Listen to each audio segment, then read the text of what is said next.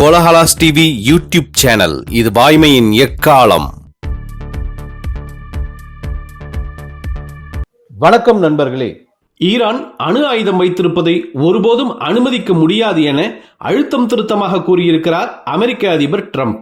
தனது truth social மீடியாவில் அவர் வெளியிட்டுள்ள பதிவில், ஒப்பந்தத்தில் ஈரான் கையெழுத்திட்டிருக்க வேண்டும், வீணாக உயிரிழப்புகளும் ஏற்பட்டுள்ளன. சிம்பிளாக சொல்வதென்றால், ஈரான் அணு ஆயுதம் வைத்திருக்க கூடாது. இதை நான் பலமுறை சொல்லியிருக்கிறேன்.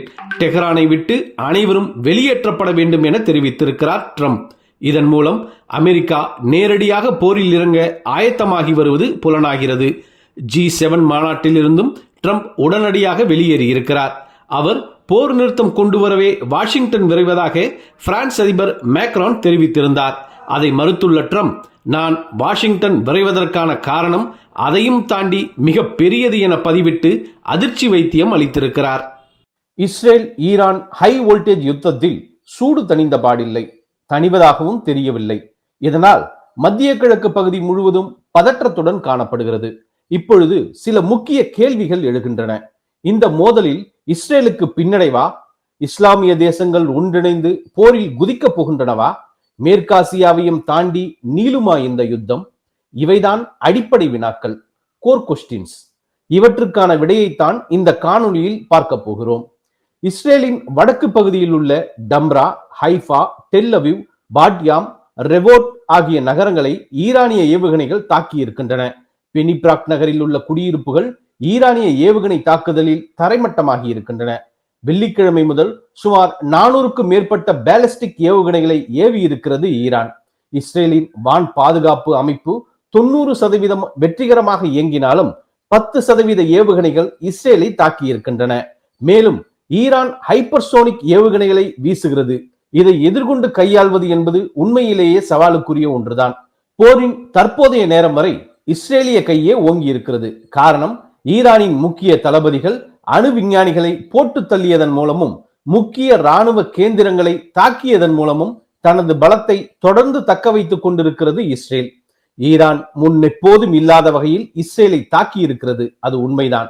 ஆனால் அதனால் ஏற்பட்ட சேதம் என்பது பொதுமக்களையே அதிகம் பாதித்திருக்கிறது. தனது தாக்குதலால் இஸ்ரேலின் இராணுவ வல்லமையை ஈரானால் கட்டுப்படுத்த முடியவில்லை. ஈரானின் பலம் என்பது அதன் ஏவுகணை மற்றும் ட்ரோன்களில் பொதிந்திருக்கிறது. இராணுவ ரீதியில் வேறு வாய்ப்புகள் அவர்களிடம் இல்லை. தரை வழியாக இஸ்ரேலை தாக்க ஈரானுக்கு இருந்த இருபெரும் வாய்ப்புகள் ஹமாஸ் மற்றும் ஹிஸ்புல்லா. 2 தீவிரவாத குழுக்களையுமே புரட்டி எடுத்து ஒன்றுமில்லாமல் செய்துவிட்டது இஸ்ரேல். ஈரான் ஆதரவு ஹவுதி தீவிரவாதிகளின் தாக்குதல் சொல்லிக் கொள்ளும்படியாக எப்போதுமே இருந்ததில்லை. ஈரான் வரை சென்று இஸ்ரேலிய விமானங்கள் தாக்கும் செய்திகள் வருகின்றன. ஆனால் ஈரானின் விமானப்படை குறித்த எந்த செய்தியும் வருவதில்லை. அதனால்தான் ஈரானின் வான் எல்லையில் எங்களின் ஆதிக்கம் தொடர்வதாக மதர்ப்புடன் கூறுகிறது இஸ்ரேல்.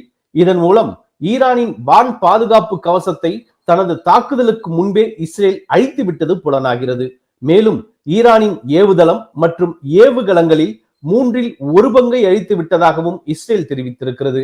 இதை நேற்றே கோலஹலாஸ் டிவி பதிவு செய்திருக்கிறது. ஈரானின் அரசு தொலைக்காட்சி ஒளிபரப்பு கட்டிடமும் இஸ்ரேல் தாக்குதலில் தப்பவில்லை. அப்போது ஈரானிய அரசு செய்தி தொலைக்காட்சியான the Islamic Republic of Iran பிராட்காஸ்டிங்கின் செய்தி வாசிப்பாளர் ஷாகர் யமாமி நேரலையில் பேசிக் கொண்டிருந்தார். இங்கே கேட்கும் சத்தம் நமது தாய்மண்ணுக்கு எதிரானவர்களின் மூர்க்கத்தனம், உண்மைக்கும் நேர்மைக்கும் எதிரான மூர்க்கத்தனம் என அவர் ஆவேசமாக பேசிக் கொண்டிருந்த போது கட்டிட இடிபாடுகளின் சிதிலமும் புகையும் திரையை ஆக்கிரமித்தன.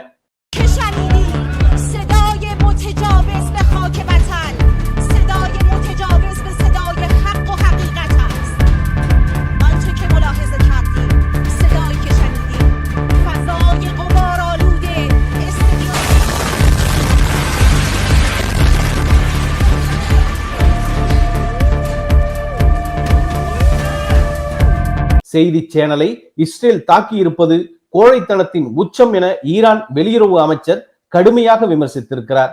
அதே நேரம் ஈரானிய பாதுகாப்பு படைகளுக்கு பயன்படுத்தப்பட்ட தகவல் மையங்களையே தாக்கி இருப்பதாக இஸ்ரேலிய ராணுவம் விளக்கம் அளித்திருக்கிறது. இந்த தாக்குதலில் 2 பத்திரிகையாளர்கள் கொல்லப்பட்டிருக்கிறார்கள். இஸ்ரேலின் கட்டிடங்களுக்கு ஏற்பட்டுள்ள சேதாரங்களை பார்த்த நம்மூர்காரர்கள் இஸ்ரேல் தடுமாறுவதாக புலங்காகிதம் அடைகின்றனர். சரி, அப்படியே வைத்துக் கொள்வோம். இஸ்ரேல் சேதப்பட்டால், பின்னடைவை சந்தித்தால் அமெரிக்கா அதை வேடிக்கை பார்க்குமா? புவிசார் அரசியலில் அமெரிக்காவின் நண்பன் என்றால் அவன் மேற்கத்திய நண்பன், அதாவது வல்லரசுகளின் நண்பன். அப்படிப்பட்ட நண்பன் பின்னடைவை சந்தித்தால் மேற்காசியாவில் வல்லரசுகளின் வியூகத்துக்கு ஏற்பட்ட பின்னடைவாகும். அவ்வாறு இருக்கையில் இஸ்ரேலை தோற்கடிக்க முடியுமா? அதை அமெரிக்கா உள்ளிட்ட மேற்கத்திய நாடுகள் அனுமதிக்குமா? அமெரிக்க விமானம் தாங்கி கப்பல் USS நிமிட்ஸை தென்கிழக்கு ஆசியாவிலிருந்து மேற்கு ஆசியாவுக்கு நகர்த்தியிருக்கிறார் அதிபர் ட்ரம்ப். இதை கவனத்தில் கொள்ள வேண்டும். ஆக தரை வழியாகவோ கடல் மார்க்கமாகவோ இஸ்ரேலுக்கு ஆபத்து இல்லை. ஈரானின் ஏவுகணைகளால் தான் சவாலை சந்திக்கின்றன இஸ்ரேலிய துருப்புக்கள். அதை எதிர்கொள்ள இஸ்ரேல் வரும் நாட்களில் என்ன செய்ய போகிறது என்பதை பொறுத்திருந்து பார்க்க வேண்டும். சரி, அடுத்த கேள்வி. இஸ்லாமிய தேசங்கள் இஸ்ரேலுக்கு எதிராக ஒன்றுபட்டு களமிறங்குமா? இந்த கேள்வி எங்கிருந்து எழுகிறது? ஈரானின் புரட்சிகர படை எனப்படும் IRGCயின் ஜெனரல் மற்றும் ஈரான் தேசிய பாதுகாப்பு கவுன்சிலின் உறுப்பினருமான மோசன் ரெசேயி கூறிய தகவலில் இருந்து எழுகிறது. அவர் என்ன கூறினார் என்பதை பார்ப்போம். அனைத்து அரபு நாடுகளும் எங்களை தொடர்பு கொண்டு பேசின, எங்களுக்கு முழு ஆதரவு அளிப்பதாக தெரிவித்தன. ஈரான் மீது இஸ்ரேல் அணுகுண்டு போட்டால் நாங்கள் இஸ்ரேல் மீது அணுகுண்டு போடுவோம் என பாகிஸ்தான் தெரிவித்தது. முஸ்லிம் நாடுகள் அனைத்தும் ஒன்று சேர வேண்டும் என பாகிஸ்தான் வலியுறுத்தி வருகிறது. இந்த பிராந்தியத்தில் உள்ள முஸ்லிம்கள் உணர்வெழுச்சியுடன் காணப்படுகிறார்கள். இவ்வாறு அவர் தெரிவித்திருக்கிறார். All the Arab countries called and said we support you. Pakistan said if Israel wants to drop a nuclear bomb, we will drop a nuclear bomb on Israel. The feelings of Muslims in the region will be extremely high.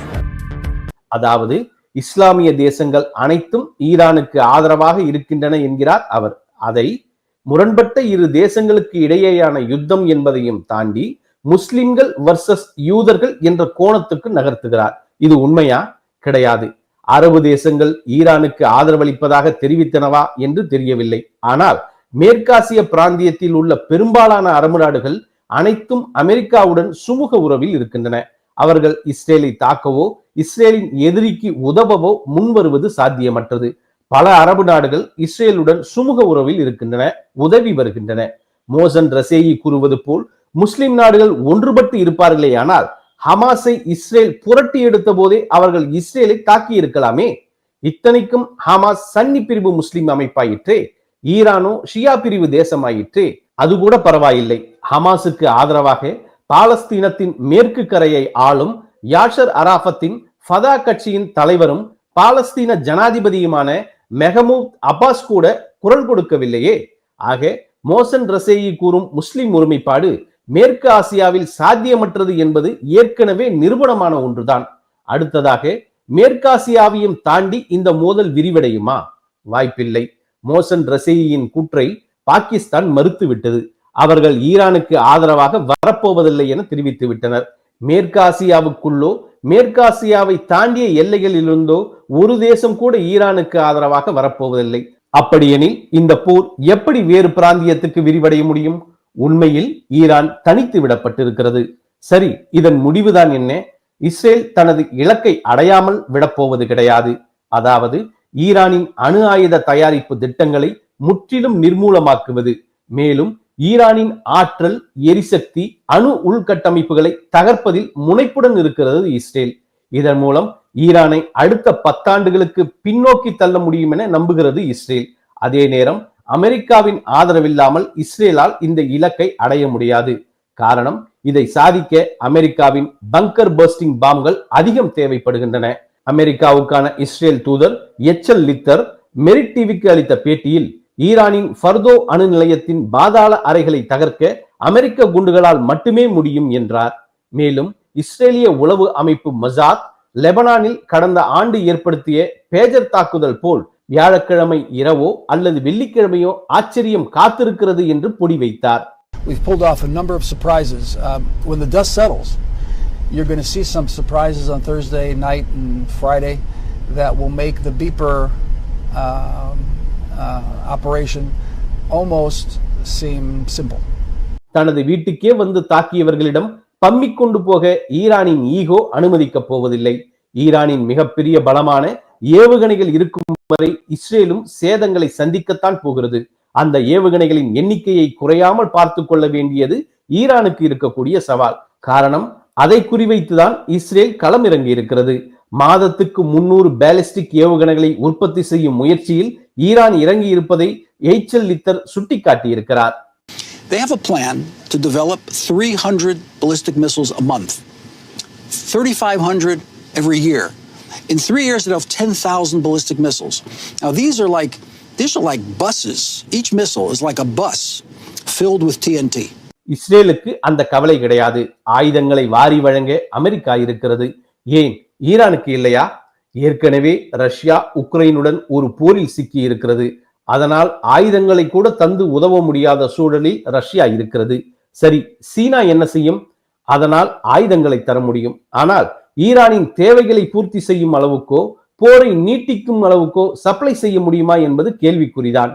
ஏனெனில் சீனாவுக்கு மேற்காசியாவில் இருக்கும் புவிசார் வியூகம் என்பது அதன் எரிசக்தி நலன் சார்ந்தது மட்டுமே. அதாவது தனது எரிசக்தி தேவை மற்றும் போக்குவரத்தை பாதுகாத்துக் கொள்ளுதல், அமெரிக்க எதிரிகளுக்கு உதவுதல் என்கிற அளவில் மட்டுமே இருக்கிறது சீனாவின் விருப்பங்கள்.